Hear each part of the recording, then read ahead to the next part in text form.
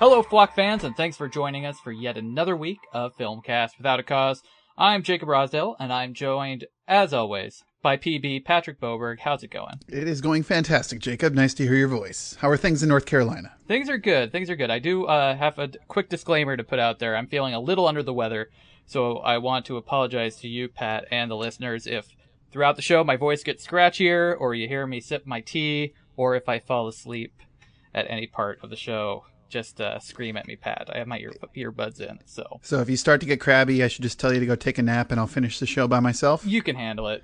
This is what 16 shows in. Yeah, you've earned it. You've earned it, buddy. All right. But now that that's out of the way, on to our news stories for the week. And the first one doesn't make me sick as much as it just makes me feel very, very sad. This past week marked the 10-year anniversary of Redbox. I did not believe it had been 10 years. That's interesting. They must have been really small at the beginning. I'm guessing so. I guess it's been about 5 years I've known of them since they started showing up in Walmarts randomly. But I got an email with a free code that didn't work, so I was a little grumpy about that. But that's not the depressing part. I mean, Redbox is fine. It's cheap movies, rental. I mean, I've used it, certainly. Mm-hmm. But the sad part is that on their 10-year anniversary, they decided to release the list of their 10 highest rented movies over the past 10 years. And the list is kind of depressing. There are some good films in there. Rango's in there. 21 Jump Street I like. But the number one film checked out by Redbox users was the Adam Sandler comedy Just Go With It. Also on the list, Grown Ups, Jack and Jill, Zookeeper. So basically a lot of Adam Sandler joints. Am I wrong in saying that? America just loves or something. I would say that without question, these are some sad picks, but it shows that people are not going to go pay $8 to $13 to see these less than stellar films in a movie theater. So I'll applaud that. If you're going to waste $1 on like a Saturday night where you have nothing to go, and maybe these people are watching it and laughing at how bad it is. I doubt it. But, they're all still, ironic rentals. I'd rather they paid $1 than $8 and made these films keep coming. Because it seems like eventually Adam Sandler's got to catch wind that even if he is being rented, no one's seen him in the theater. That's a glass half full way of looking at this, Pat. I thank you for that. I can't take credit for this aggregation. But I'll just leave it that the ScreenCrush.com says the average tomato score was 27% of the top 10. So even with a film universally loved like Bridesmaids, which probably is in the 90s or something, I imagine, with Rotten Tomatoes, the average is way down. Yeah, I think the only award winner, at least Oscar-wise, on here is Rango, and it's number 10. Bridesmaids, I don't know if that did win an Oscar. Oh, it might have won in screenplay. No, I'm can't not remember. Sure. I'm not sure if it won. Our listeners will correct us and yell at us if that's true. But that's enough of that. From a list of sad films to a list of great ones. The AV Club, the Onion spin-off that I'm a huge fan of, I visit it pretty much every day, did a list, I think it was, early last week, over 3 days of the best films of the 90s. And they didn't really give a justification for why the 90s and why now, other than that where they became cinema-savvy viewers primarily was in the 90s, because they're not too old. They're kind of the newer generation of internet critics, slightly older than us. But yeah, like any list that says it's the best of anything, there's been some grumbling about it. I know Slate.com did a whole article pointing out that not a single female director was on there or a black director, and that there were only 5 foreign language films. But Patrick, did you get a chance to look at these 50 films? Yeah, I did notice that. And then when I made my own list of films that were my formative films, since you and I both grew up in the 90s, they're all mainly lead characters except for one movie that has a female lead in it. And I don't know if that's not, well, that's not true. There's a couple that are, but I don't know if that's something to do with Hollywood or just the general reaction to these films. I mean, did that strike you as, something's wrong with America if there's no female directors or black directors in here? Well, I think things have gotten better, certainly. I think Slate got it kind of right when they just said that the writers of the AV Club are primarily white, male, and geeky. And so their tastes skew that way. I didn't make a top 10. Did you actually make a top 10? I didn't really make a top 10. Okay, I just kind of picked like a smattering of films, actually more than 10, that I would consider, it's hard to say these are the best, because even as a white male geeky film viewer, there are times where I see a film that I hadn't seen and I'm like, oh my goodness, that movie was, how could I have never seen this film from the 90s? I'm sure you're the same way, right? Yeah, and the thing is, I became film savvy probably at the very tail end of the 90s, like 97 on, maybe I was seeing movies, but even the few foreign films they had on this list, I was like, oh man, I do need to see Chungking Express. I have not seen a Wong Kar-wai film. I think there was also a film called Irma Vep that I totally thought was about something completely different. I think I had it confused with Vera Drake. So there was an educational component of this list that I really enjoyed. That said, Malcolm X probably would have made my top 10. So, well, if I were to pick apart their list, not taking in any of the, concerns about race and gender, I was surprised how low they had Terminator 2 in their list. Yeah. Just because, I think many people who are of our age, that was such a monumental film in our childhood. Many people I know, it was their first R-rated film, and many hold it in high regard. Yeah, it would have been high on my list. It wouldn't have been top 10. I have a hard time picking apart their top 10. Like I said, I haven't seen Chungking Express. Their number 1 was Goodfellas, which I had actually forgotten about, and I can't argue with it. I assumed Pulp Fiction was a lock, actually. When I saw that AV Club doing the best of the 90s, I just wrote it off. Oh, it'll be Pulp Fiction. Or I don't know if that's a spoil. If I should give a spoiler alert for a top 50 list, but oh well, whatever. It's on the internet, and I'm sure there are plenty of other lists on podcasts and blogs that nobody's ever heard of. This just happens to be a huge one. Is there any film that wasn't on their list that you said that you would think would have to be up there, or is there something besides Terminator 2 that you felt was robbed or misplaced? Not having the entire list in front of me, Sure. It doesn't look like they have like a giant rundown. Was Beauty and the Beast in there? Because that's my favorite animated film, and that has a female protagonist in it. I don't think it was, and that is probably one of the best hand-drawn animated films ever. Yeah, but for sure, that's I agreed with a lot of the other things that were in there. I mean, obviously, Unforgiven I like a lot, and that's in there. Pulp Fiction, obviously, number 2. They didn't have Clerks, and they didn't have Wayne's World, which are 2 of my favorite comedies from the 90s. And Clerks was pretty much my first foray into independent films. So one of the AV Club writers did have Chasing Amy as their least favorite film of the 90s on a separate list they did the next day. Which, yeah, he even said it depends on which way the Kevin Smith wind is blowing today, how much flack I'll get for this. But the one thing that kind of bugged me, and I knew there would be a lot of Coen brothers on the list because the AV Club loves the Coen brothers. A lot of people our age love the Coen brothers. And I don't have a problem with there being so many Coen brothers films on the list, but the fact I think Fargo was the lowest rated of them. Mm-hmm.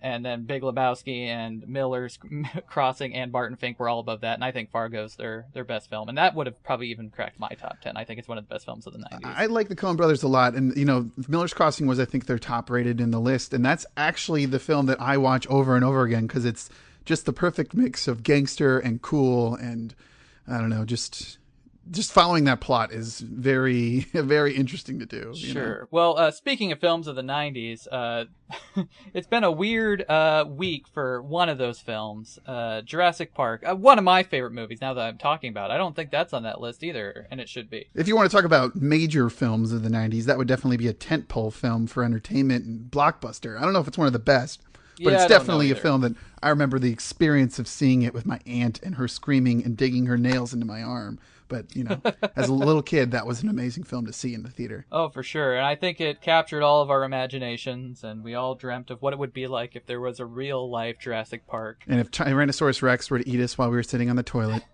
Exactly. Unfortunately, science of all things, cursed science, has proved that, supposedly, I'm not discounting, new advances in science that allow us to travel back in time and grab dinosaurs from the past. But basically they're saying Jurassic Park is impossible because of the half-life of DNA and how it would deteriorate so much over time. There's a bunch of science. We'll put a link to it on our I pulled out the quote that I think best describes how this is impossible because, 65 million years ago, that's dinosaurs. And they said that this scientific team decided that within 521 years, that was the half-life for DNA. And at 6.8 million, it was completely destroyed. So even if it isn't in amber solutions, that mosquitoes somehow kept warm in their bellies, it sounds like it's dead. That is just so sad. It is sad. Just ruin everything. Well, I think that's the end of Filmcast Without a Cause. I can't go on. Well, what if I told you that the proposed Jurassic Park 4 might have had dinosaur people in it? I think that Does is that bring quite you back? possibly the worst idea I've ever heard as far as that franchise goes. Even worse than, making a singing instrument so you can communicate with the dinosaurs. When did that happen? 2? No, in or 3. Remember? Oh, God. I haven't seen them in Sam, so long. Ed Neal, is that the guy's name? Sam Neill? Sam Neill, sorry. He somehow, can't remember exactly, fabricates with a 3D printer the throat of a velociraptor.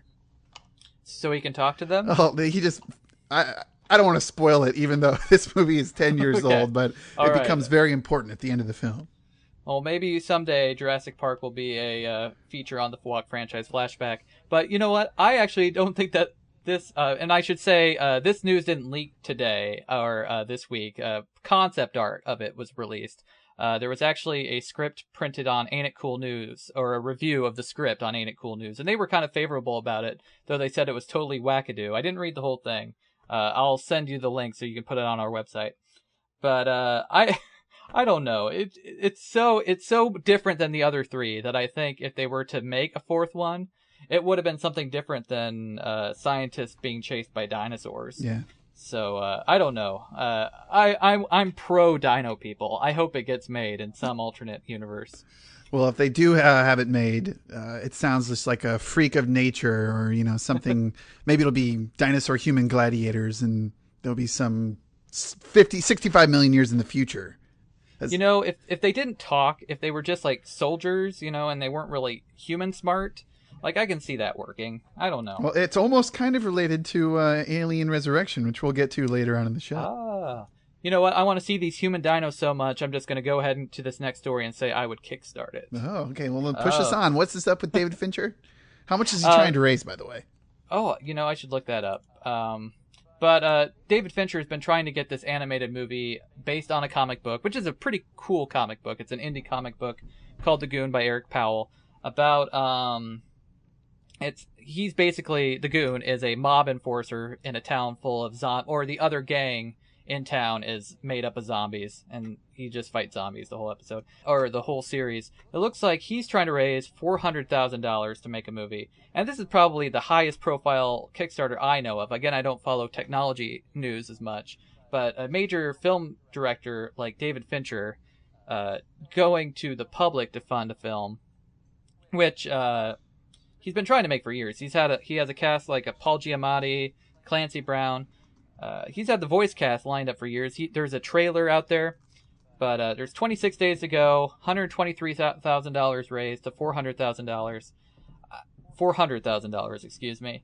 I'm halfway tempted to bid on this, because I've actually, after they showed that pitch reel years ago at Comic-Con or something, I've been excited to see this movie ever since then. Mm-hmm. But have you ever given to Kickstarter? I gave to a friend's childhood book about dinosaurs. I can't remember exactly what it's called, but she was trying to raise about $500 to self-publish her book, and I've got a book coming in the mail. Maybe I can do a reading of it on Filmcast Without a Cause, like extended version or something, so people can get a taste of what Kickstarter is all about. Yeah, I have some friends who've done it to raise money for their films, but I've never heard of an artist like David Fincher going towards it. So there was talk about Kevin Smith actually trying to do it with his hockey movie, which also happens to be called The Goon. But maybe you can only do it if you're called Goon. No, I doubt it. But there was about a year ago, I was super excited about the concept of some guys trying to make a Riddler movie, which would have been the follow-up to The Dark Knight, based on the Riddler, obviously, because they were upset because it was going to be Bane instead of Riddler. And I thought that was great because I love the Riddler. He's one of my favorite villains, at least in Batman. I think it'd be really cool if directors really went to the public for their passion projects that they just can't get made. I'm thinking specifically of David or Terry Gilliam. Why can't he just go to Kickstarter, finally get the money for this Don Quixote movie, and make it happen? I don't know. But I don't know if I'm quite ready to give. Maybe if that Don Quixote thing comes together, or something else crazy insane, but not a Riddler movie. But but I just wanted to share that because I thought that was just cool, because we talk about David Fincher a lot on this show. But anyway, and I'm a big fan of The Goon too, so I want to see that movie happen. But speaking of movies that we know have happened because we saw it, let's just move on to our feature review. I'm done with the segue. I suck at it. Perfect. Actions of Iran have shocked the civilized world. Let's go! Spread everything. Our embassy has been seized and more than 60 American citizens continue to be held as hostages. Set in the late 70s and early 80s during the Iranian hostage crisis, Argo tells the unbelievable true story of the CIA's attempt to smuggle 6 U.S. citizens out of the country by posing as a film crew for a Hollywood movie. Argo, science fantasy adventure. Moonscape, Mars, desert. They need an exotic location to shoot. You need a producer. If I'm doing a fake movie, it's going to be a fake hit. In the past few years, Ben Affleck has gone through some serious career rehabilitation. He's now completely recovered from his early 2000s period of poor role choices and J-Lo-related media oversaturation, and has reinvented himself as a force to be reckoned with behind the camera. Argo is Affleck's third directorial effort, following 2 films I really like, Gone Baby Gone and The Town, and this is probably his most ambitious to date. A period drama meets spy film meets heist movie meets Hollywood satire. The film made a huge splash earlier this year when it premiered at the Telluride Film Festival, and well, I'd talk about the Oscar buzz, but we're above that, aren't we, Pat? Who am I kidding? Why don't we channel our inner shallot on this one? What's the verdict now that we've seen it? Is it go, go, go for Argo? Oh, Jacob, you clever rascal. It's not a I good don't know. shallot. I wouldn't go so Sorry. far as to say it's a lock for any of the awards. It'll definitely get some nominations, quite possibly for Best Film of the Year, considering now they have 10 to nominate to fill those slots, or they could. They don't have to go that high. But, you know, it has all the obvious Oscar components, which you just listed: historical drama, war on some level, extremely compelling. But as far as Oscar nominations, it's got a good chance at maybe winning adapted screenplay, because it's adapted from CIA documents, and maybe I don't know, not awarded, but nominated at least for Best Director and Actor. It won't win either, but it's a taut thriller and definitely a testament to Ben Affleck's skills behind the camera. I mean, even though in the film he does take a dig at anyone can direct, so that's pretty funny. I don't know. He'll most likely be nominated as a director simply for pushing everyone top to bottom and giving quality performances. Are you giving Affleck and crew any golden statues? Oh, I was, I feel shamed that you went so far with the awards that you did. I feel, I just, when you say that and everyone's talking about it, I just feel like you have to gotta give it. some credence to what this film does in that eye, because this is the time of year where everyone thinks, ooh, Oscar this, ooh, Oscar that. Exactly. Ooh, Here Comes the Boom could go for Best Supporting Actor. I think it will get a lot of nominations, actually, because it's a crowd-pleasing movie. It's got a lot of entertainment value, and it's about a serious subject. I mean, a serious point in history, and it's a movie about movies, which Hollywood folk just eat up, of course. But awards aside, I'll just say that I really liked the movie. That's what matters the most to me. I thought it was just a fun time. Even that, it's a suspenseful movie. It's a funny movie. Good performances all around. I'm just gonna say positive things until you interrupt me, Pat. Oh, well, you were talking about in your synopsis, you were talking about like The Town and Gone Baby Gone, and compared to those films, this is much more of like a giant undertaking and team effort. I mean, just all the people that come up on this screen, you're like, oh, I'm not so great with some people's names, but they're like, oh, they got that guy, and everybody in the film is that guy that you've seen their face before. And, even Affleck's character, he's the main character, the exfiltration specialist. Everyone he comes in contact with has a purpose and is full-blooded. And it just seems like, Argo takes the cast size of The Town and triples it and gets even higher. So maybe 2 years from now, maybe Ben Affleck can do a movie with every actor ever known, and it'll be the best thing ever made. He was attached for a while to direct Warner Brothers' movie version of The Stand, which would have a huge cast. So, but after Argo, I think this guy could probably direct a big A-list movie now, because he's certainly shown that he can handle, like I said, it's a period film that takes a great attention to detail. Big staff. There's some fancy camera work in here. There's a really cool shot. And Turkey again. After Taken 2, it's kind of like a 1-2 FWOAC punch of Turkey reviews. But the one thing I would say about these films is I'd like to see. I mean, this is really good, and it seems like these are the type of movies that Ben Affleck is interested in. Super serious, placed in a grimy, terrible situation. I would like to see him make something that wasn't this type of film, like maybe something a little more in like the Soderbergh vein, where it's serious but also funny. Yeah, I would like to see him make just a straight comedy, a romantic drama comedy. I don't want to see him make Proposal 2 or anything. But yeah, make maybe no. After I say I want him to see him go big, I see they've all been kind of crime thrillers. Not that this is a crime thriller, but it's certainly a thriller. Yeah, I'd like to see him switch genres. That's a good thing. What do you think about Affleck as actor in Argo? I don't really feel like he had that much to do as much as just be the guy in the central point of the figure. In fact, after I saw the film, I was joking with a friend that there's almost a movie you could cut of just called Ben Affleck Walking. And it could tell the entire plot because it seems like he's a big fan of the cutaway scene where it's just him walking from in front of a building or him walking to a plane.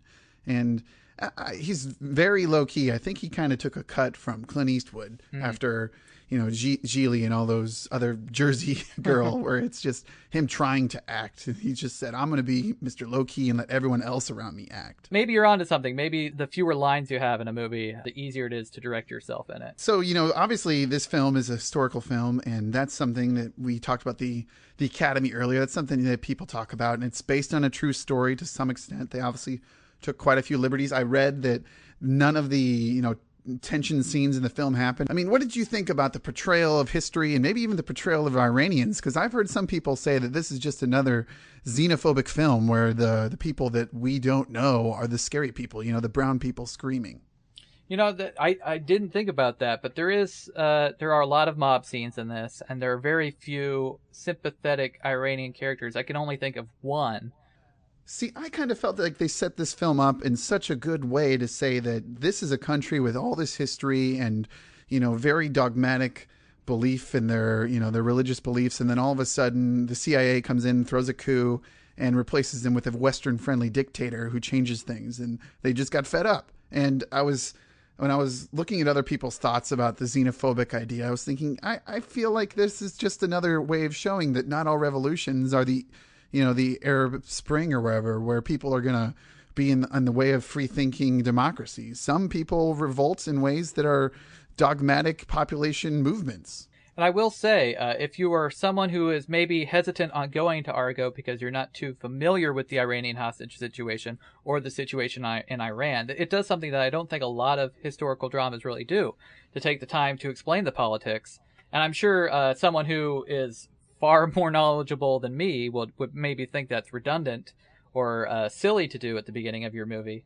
But I actually, it helped me. It helped me not have to dig in the back of my mind for what history I did have in there, or make me feel like I need to go to Wikipedia immediately after the movie, and so I can piece it together like other historical films sometimes do. So you're saying see it in the theater, because of, or are you saying that people should hold off? No. Where do you fall down on Affleck's third film? Oh yeah, see it. I highly recommend Argo. I think it's a really good movie, and I think come later this year, if you're someone who actually cares about that award stuff, you'll regret it if you miss it. I agree, and I think it's actually a good film that shows the bureaucracy of, say, the military-industrial complex, or a clandestine institution such as the CIA in an understandable way. I'm sure there was a lot more red tape and drama in real life, but just the way they pulled it off is the thing that everyone's saying is it's taut, and I completely agree with that. Yes, definitely.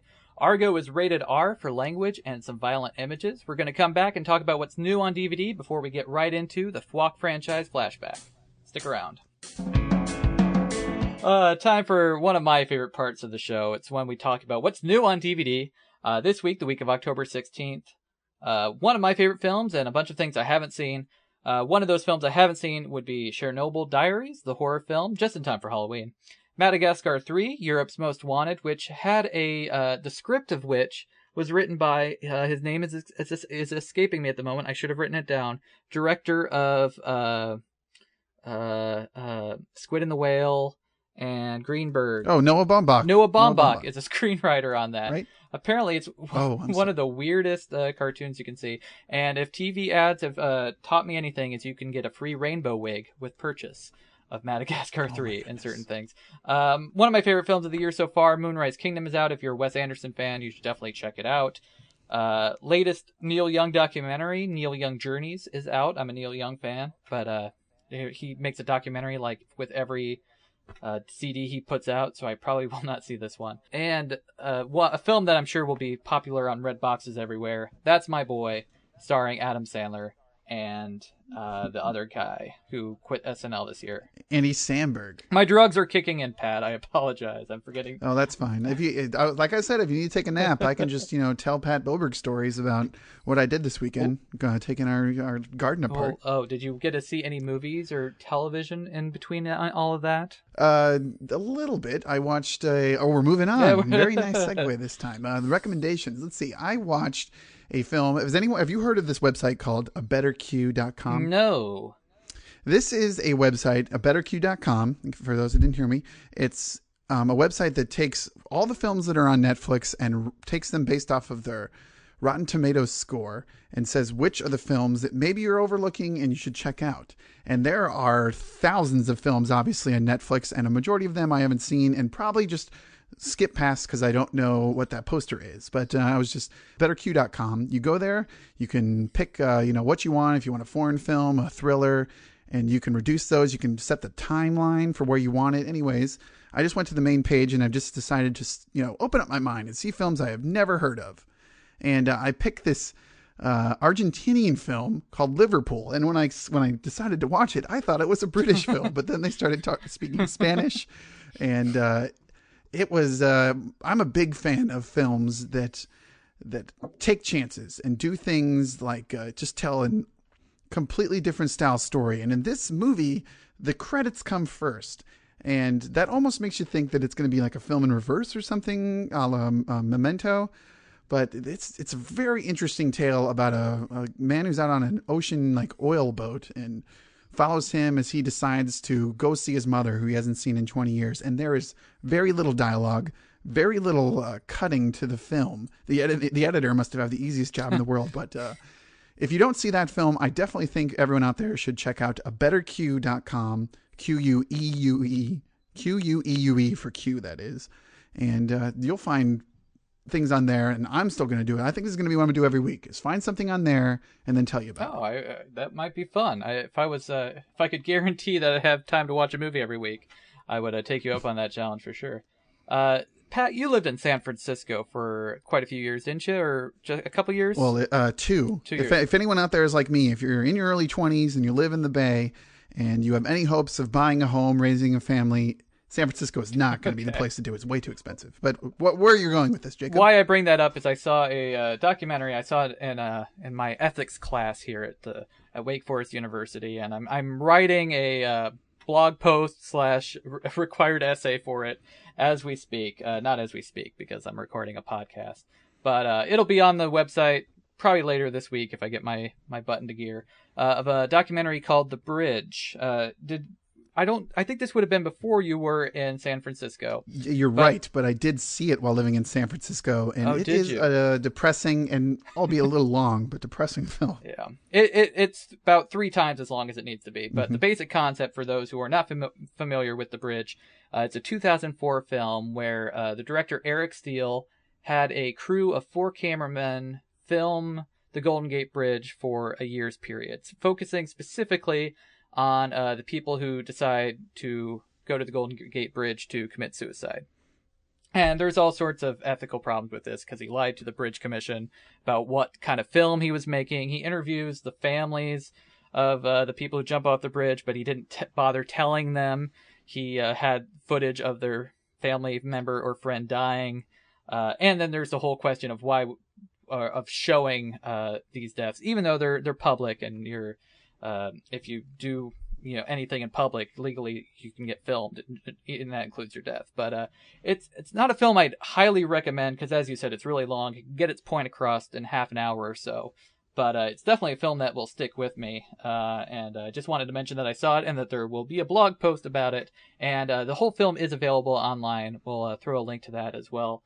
On the more crazy, fun side of the spectrum, I did catch one of the shows I was most looking forward to this fall season. That would be the CW's Arrow last week when it premiered, and I'm all in. For Arrow. Okay. I bypassed it, waiting to hear what you'd say. I think it's a heck of a lot of fun. It has its problems, like the actor who plays Green Arrow, and they won't call him Green Arrow, they just call him Arrow, which will probably irritate me to no end. Can't do voiceovers very well, and that's a problem because a lot of it is in voiceover. But it seems like fun. You have to appreciate that it is on the CW, so everyone's going to be super gorgeous and young, and the budget isn't going to be quite what it would be on Fox or anything. But they had a bunch of fun references to the comic book. I'm not a huge Green Arrow guy, but I know the mythology pretty well. The origin is pretty accurate with what it is in the comic books.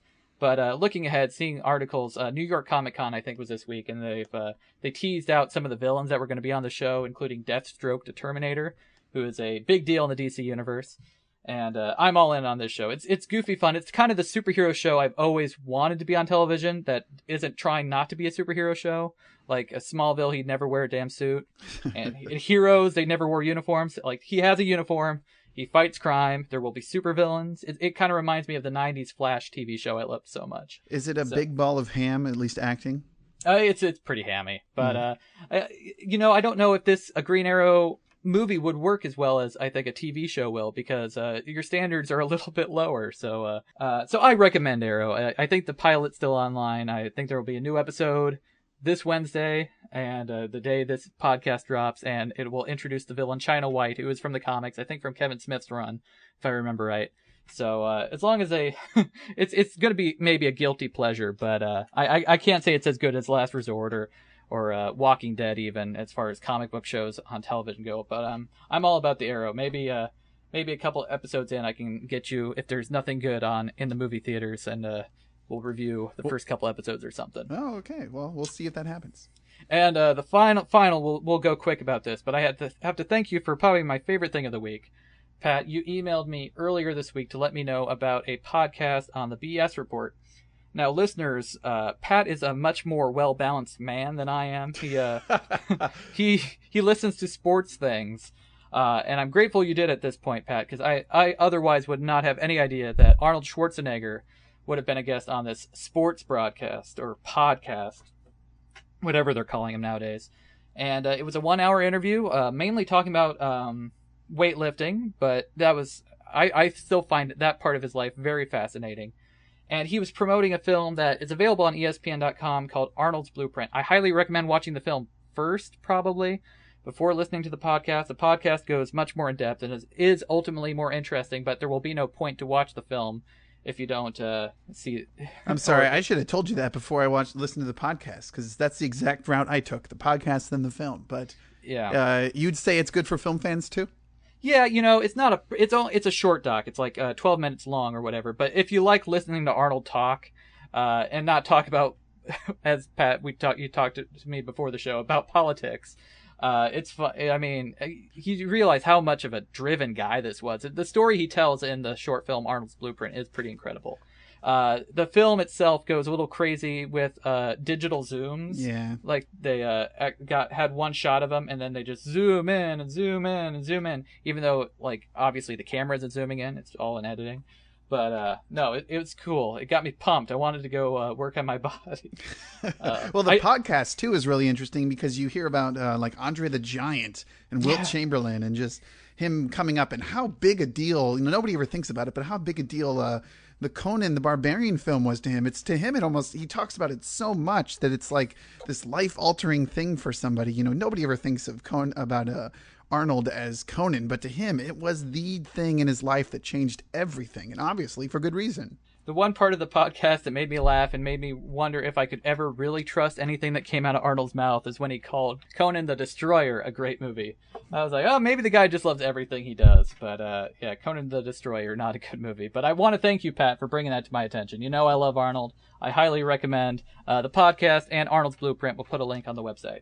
And if I can just say that the BS Report, Bill Simmons from Grantland.com, he's a really good writer, and he does he does mostly sports and a lot of betting talk, but every once in a while, the only ones I really listen to, because he gets too much into the betting, but he'll talk with Arnold, he talks to Louis C.K., talks to all types of filmmakers and sports documentary filmmakers. It's really, really interesting, and I'll bring it up a little more often if there's some sports fans out there. Yeah, please do. We've done enough chanting about this and that. Let's get on to what well, the end of the Alien franchise proper. That would be our FWOAC Franchise Flashback review of Alien Resurrection. Gunk gunk. Who are you? Ripley Ellen, Lieutenant First Class, number 36706. Ellen Ripley died 200 years ago. You're a thing, a construct they grew you in a lab. 200 years after passing, advanced cloning technology brings Ripley and her alien symbiont back from the dead. Now the military must deal with a pack of loose aliens and a very angry alien-human hybrid, Ripley. So hey, you ran into these things before? Yeah. What did you do? I died. Hold yourself, Jacob, it's going to be a long one, but 5 years after Alien 3, 28 years since Alien, and set 200 years from our last glimpse of Ripley and the Xenomorphs, we find ourselves aboard the United Systems military megaship Auriga. Similar to Alien 3, Resurrection had a rather trying pre-production period. Joss Whedon was signed by Fox Films. 5 or 6 drafts later, Sigourney Weaver signed on. Initially, Whedon had designs of fashioning the film on Newt being cloned and mega battles on Earth between aliens and humans, but in the end, all of Whedon's ideas were squashed in favor of another Xenomorphs Loose on a Spaceship film. A couple of weeks ago, I emailed Jacob a 2005 interview I found with Whedon where he said the following of the film. It was mostly a matter of doing everything wrong. They said the lines mostly, but they said them all wrong. And they cast it wrong, and they designed it wrong, and they scored it wrong. They did everything wrong they possibly could do. He continues, it wasn't so much that they changed the script, it's that they executed it in a ghastly fashion as to render it almost unwatchable. So, Jacob, before we get to the FWOAC Franchise Flashback line of questions, let me ask you one question. Let's take a glimpse into another dimension and assume Resurrection was made right. Is there a good film in here that somehow got horribly lost in translation? Funny choice of words you used there with lost in translation because Jean-Pierre Jeunet, the director of the film, was French and did not speak English when he made Alien Resurrection. Are you serious? Yes, I think. So I think that's the main problem with it, and I actually like Jeunet as a director, and I don't blame him so much. It's Fox's fault for hiring him, and for making all these crazy revisions or knocking the scale of it down increment by increment to the shooting script for Alien Resurrection, which is available on the Quadrilogy set. I do think a good movie, because there are a lot of clever ideas in Alien Resurrection. I think if you have to bring Ripley back from the dead, cloning is probably the only way to do it. And to make her different when you bring her back is a cool idea. While we're just talking about Whedon as a screenwriter, you can see the DNA a little bit of... Oh, absolutely. He is all over this thing. Yeah, but you can see also how the jokes could have worked, but don't. After this quote makes so much sense after rewatching it and see with that quote in mind. How and the DNA for Firefly is a little bit in Alien Resurrection. You can see absolutely. Yeah. Well, maybe we should hold off on that until we get into the guts of the question. But my answer is yes. I would like to live in that other dimension where Resurrection is a Whedon film, and while I'm at it, I'd like to live in the world where the Alien 3 was the one with the wood planet, or the one that had Hicks and Newt in it, but I don't think I'm... maybe in heaven you get to see all these alternate versions of movies. I don't know. But let's get into our regular line of questioning. Sounds good. What's your personal history with Alien Resurrection? I really have no personal history with the film. I've seen it once before in 2003 when I got the Quadrilogy, the initial box set of all 4 films. What I do remember is that as someone who loves the source material, the first film, I never really hated this film. Mm-hmm. It isn't one of those films where you see it and immediately regret what you've seen. But there are definitely plenty of missteps. And, the general tone is not stark or overall, just dark and brooding like the other movies. It is much more of like a Whedon film. There's a hint of light with every bad moment. I saw this film in the theater in 1997. I was 14. It was back in that pre-Columbine period when if your parents dropped you off, at least in Knoxville, Iowa, you could be a 14-year-old kid in a rated R movie without your parents. And I had seen it I went to this before I had seen Alien or Aliens. I had only seen Alien 3. And I liked it then, but maybe part of that was it being one of the first R movies I saw in a theater, and it had a lot of gore in it and a weird boob. Yeah. But I don't really care for it. I don't find it that objectionable, actually. It's something to watch. I wasn't dreading revisiting this as much as I was Alien 3, because I knew how dark that film was. This film. Well, would you say it's better or worse than you remembered it from your 14-year-old self? Yeah, it was worse than when I saw it when I was 14 for sure.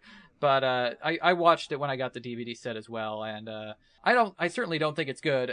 But I've always kind of been a half-hearted apologist for it. But this time things struck me wrong that didn't in previous viewing. Mainly that every single character is unlikable. Yeah, that's pretty true, including Ripley. Yes, Ripley especially. I think she's supposed to be, and you can see how this would work in a Whedon script. How she's supposed to be an anti-hero, but she just comes off as mean and abrasive. Yeah, almost like she played like the Summer Glau character, except they just made her out to, almost like a unheartful assassin of some sort. I don't know. Was it better or worse than you remembered? I'd almost forgotten all this. It's not even been 10 years, but there were some parts that were so comically directed and acted that it's kind of tragically bad compared to what I remember seeing. But it's there's parts that are pretty good too. Others that, that I would say there are scenes in this that are like, well, this could have been a good movie if this had been the whole tone of the film. But they were obviously filming it in roughshod, not so much with a through sense in mind. Well, speaking of the good parts, what do you think is the best part of Alien Resurrection? I think the plot, actually. I think compared to the last two movies, I think it really does something that I said in the second movie. What if they had brought the aliens to Earth? And really early on in this film, you realize that that's possibly where they could be going. And maybe this could have been a success with this plot in mind if Alien 3 hadn't happened and this had come out in 92. But there's some stuff that's really good in there that it could have been a better movie if it hadn't been so really long and they had cut out some of the stuff that had been like the swimming scene and the ladder climbing scene, just made those much shorter and focused more on some of the things I liked was the alien and the offspring thing later on. They kind of make the aliens almost a sideshow. Yeah, actually, those are my choice for the best part. It's just some of the things they do with the aliens. There's a part where there are two aliens trapped in a cell of some sort. And one alien tears the other alien apart to use the acid blood to escape. And I'm like, that's really clever. That's a cool part. And there's another part where the alien comes out of the guy's chest and through a guy's head. That's stupid, but it's kind of fun. And it's tonally off from the rest of the film. But you can see how that's kind of one of the clever things that you use the existing parts and use them in new ways. What about the weakest parts? Are you just going to go right for it and say Winona Ryder like I would? Yeah, Winona Ryder. I didn't remember how bad she was. Like, I never realized how bad she was. I'm actually going to go with it's just the weirdest scene. And reading IMDb trivia, this is apparently something Sigourney Weaver has wanted to do since Alien 2, is have sex with an alien. And she also wanted to die. Like, those were the stipulations she wanted to make if she was going to return. She's like, I want to die in one of these films and I want to have sex with an alien. And she got to die in Alien 3. And in Alien 4, there's a weird scene where an alien's carrying her and it's edited so it looks like she's having sex with it because she's making these ecstasy faces and the alien's just kind of going up and down. Do you know the scene I'm talking about? I think so. When she falls through that hole and they're like, oh, she's a goner for sure right after that. Yeah, exactly. That's just the weirdest part. I don't know if it's the weakest thing is just how the tone is off. But that's the one scene that I'm just like, that just really ekes me out. I don't get it. It doesn't make any sense. And it goes against everything, if that is what's happening, which interviews with Janae and Weaver suggest that is what the intention of the scene was. Fox wanted to cut it out, but Sigourney said she would not do promotion for the film if they did, according to IMDb trivia. So take that for what it's worth. What a weird chick. I would say the weakest parts, other than Winona, I've already said she just seems like she's a child actor with no prior experience in this movie. And Sigourney is off as well, but that is the direction. And for the most part, the weakest stuff is just these random choices of actors. Who's the guy that plays the general? He's Dan Hedaya. Yeah, he was in Addams Family. Yeah, Dan Hedaya. Yeah, he just almost a comic actor in this movie, and then the tone for all of it, and the pirate stuff, it's obviously a precursor to Serenity in a lot of ways, or Firefly, but there's just such up and downs in where the tone is in this film, and it's not handled in a gentle manner that makes sense. When we move on to talking about things that resonated with us this viewing that we hadn't noticed on previous viewings, I'm going to take not objection to the fact that the direction is bad. It's just it's much more of an auteurist film than I thought it was, because when I first saw it, I was not familiar with Genet. But since I've seen Amelie, I've seen A Very Long Engagement, I've seen City of Lost Children. I have not seen Delicatessen, but I imagine it's the same thing. There's a lot of close-ups, a lot of these fisheye lenses with the close-ups to distort things. It looks very Terry Gilliam-ish. That's kind of the guy's style. And before I had never realized how much this looks like all of his other European weird films. It's not really trivia, but the basketball scene in this, this is something I noticed when I was looking at the credits. The main special effects designer is Pitoff, the one named Pitoff, who later went on to direct Catwoman, that also featured a stupid basketball scene. So that's just a little bit of trivia. Before I toss it on to you, one other thing that I noticed this time that I hadn't noticed before is that there's a circular lighting rig that they use to light the actresses. And you can see this light all the time in Ripley's eyes. There's always these weird circles in her eyes, and in Winona Ryder's eyes. That I guess we're supposed to make her eyes pop, but they just make them look like she has weird circles in them.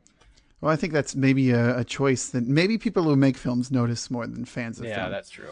So enough of my ranting, Pat. Anything that stuck with you this time that didn't your one other time viewing this film? Well, I was not a Whedon fan before this movie because I really didn't know him or wasn't a Buffy fan or anything. But you mentioned it, his DNA is all over it. And this is almost like the evil pirates are a precursor for the Serenity crew, which I kind of meant. And even in that basketball scene and like the way that everybody every character plays in, like when they find the impregnated man and then the ship bridge showdown, all these things kind of feel like it's connected to his universe in a way. And then I love the line, this piece of crap is older than I am, talking about the ship. I think that's almost directly in Firefly somewhere. It might be. Oh, wow. You can easily see how like the Ron Perlman character could become Jane, or I don't know if Call would be Kaylee or Summer Glau, but yeah, there's definitely a lot of... Well, also it seems that this fits in with his movies that he's directed, where they're ensemble films about a team doing some sort of, getting some sort of mission accomplished. Oh, yeah. Even Toy Story is about a team of people doing something. Yeah, true. Good point. So this is the fourth and final sequel, unless you consider Prometheus a sequel. Do you feel that this sequel does it add anything to the story, the mythology of the previous film? Alien 3 did seem to close the book on Ripley's story, and this is a reboot. I think it would have been cool if the fourth film, after the way the third one ended, if it went with a completely different, in a different direction. Even if it was with the Newt clone, that would have been something different. But I don't know. I would have liked to see a sequel to this, to see it finally get to Earth, but... that didn't happen. I don't know if it adds to the story in a positive way, but it definitely adds to the mythology of the franchise with the Earth and all that. First time we actually see Earth, yeah, for sure. Yeah, and if for people who haven't seen the extended cut, there's a completely different ending. And I'd only seen the extended cut. I decided to watch the theatrical release, and it's much more cheery in the theatrical release. Oh, how does the extended cut end? I forget. The extended cut ends with them landing on Earth in Paris, and it's like a wasteland where everything's just falling apart. Oh, I kind of like that ending. I don't know. After seeing this ending, I mean, it is almost a little too sunny and cheery that they're on Earth. Like they decided to do that because no one liked the other ending, but the other one's just too dark and obviously a soundstage. I don't know. Well, if this film were made today, what could you see being changed? I think the casting, the directing, maybe the military corps wouldn't be as henchman stupid and business, but I meant the directing and just the way that, the silliness of half the cast, not the main cast, but everyone else, and like the scientist who's just suddenly takes an insane turn when he's become part of the catacombs of the alien hive. I don't know. It's just very bizarre in some points. Yeah, I think this is actually close enough. This is 97, close enough to our current era of filmmaking that I can see a lot of the same exact mistakes being made. Sure. Fox having a reputation for being a meddling studio that continues to this day. Just look at X-Men Origins Wolverine. The cynic in me says I think very little would change unless it was done with the exact same creative team, but this far into the future, Janae can speak better English and Whedon certainly has more clout, so it would have been a better movie, I'm sure. So where does this film rank in the franchise? 1, 2, 3, 4, where is it? Keep going down the list. This one is the 4th for me. Yeah, maybe if we do another one of these franchise flashbacks, there will be deviation, but it's definitely it's just kind of a downward curve with these films, sad to say. But where do we go from now, Pat? Is this the end of the franchise flashback? Do we want to try and do Prometheus? I saw it in the store today, and I was very tempted to buy it. Or do we want to go with Alien vs. Predator? I've seen that it's on Amazon to rent. I don't know, because if we did Alien vs. Predator, then maybe we discuss going into the Predator franchise. So I think maybe we just do a FWOAC style Prometheus and then call it a day for Ripley and crew. That sounds good. Alien Resurrection is rated R for strong sci-fi violence and gore, some grotesque images, and for language, and it's available on every home video, blah, blah, blah. You don't need to know that from me. When we come back, we will wrap up the show by talking what's new in theaters and announce what we are reviewing next week. What's coming up in theaters this week? That's the week of October 19th. Alex Cross, the latest film. I guess this is a franchise reboot. A lot of people don't know that. Rebooting the series. Did it have a name? What is it called? Is it the Kiss the Girls series? Kiss the Girls series of 2 films, Kiss the Girls and Along Came a Spider. Not too interested in that. Paranormal Activity 4 and The Sessions is opening, I think, in limited release, as well as Holy Motors, which is a film I don't know anything about, but I keep seeing it being buzzed about it in festivals, and I keep hearing that it's so weird and awesome that I want to keep it on my radar, and I want to keep knowing absolutely nothing about it until I have the opportunity to see it. But what we are going to review next week is not on that list. We considered all of those very heavily. Before saying we're just going to go back this week and see Seven Psychopaths. We both were looking forward to that, right, Pat? That is correct. I just have a love for Colin Farrell that I can't resist. I think we all do. It's when he played Bullseye in Daredevil, the best movie ever made. Starring Ben Affleck. It all comes together. While I go into a coughing fit here, Pat, why don't you tell all the FWOAC listeners where they can listen to or how they can get a hold of us and tell us what we're doing wrong. Certainly, Jacob. If you need to tell us what you thought about Alien Resurrection, maybe it's the best of the whole series, you can go to filmcastwithoutacause.com and leave a comment on this blog post or any of the posts on the site. Give us your thoughts on what I said about winking films. Maybe you missed an episode of a couple weeks back and you want to leave feedback there. The whole catalog's there, all 16 shows up to this point. Beyond that, you can reach us on Twitter at FilmcastWOAC. Once again, FilmcastWOAC. And that's also our email address, filmcastwoac@gmail.com. And you might have remembered, it might have been last week, 2 weeks ago, they're starting to blur together at this point, but we talked about antagonists as the lead of the film. Oh. And my brother actually sent me a website that just breaks down every genre imaginable with villains. So maybe I'll put an update on last week's show because I haven't had much time to look through it, but I guess there are several films that we have missed where the villain is the lead. Oh, I look forward to seeing that. I love being proven wrong or being made aware of my blind spots. Yeah, we're not wrong. We're just a little out of the know. Exactly. Great. Well, thanks again for joining me this week, Pat. No problem. Anytime. Thanks to you, listener, for listening. Bye-bye. That's a wrap. I'm finished.